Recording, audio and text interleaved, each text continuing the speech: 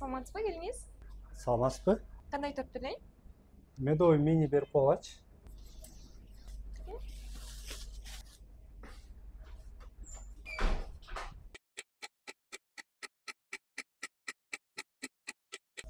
Чоңуз мага мына тортуңарды алмаштырып бергилечи. Неге? Үйгө барсам коноктор келип калган экен, ошого кичине чоңураак бул торт жетпей калат экен. Ошо чоңго алмаштырып бергилечи, Суранч Максиге.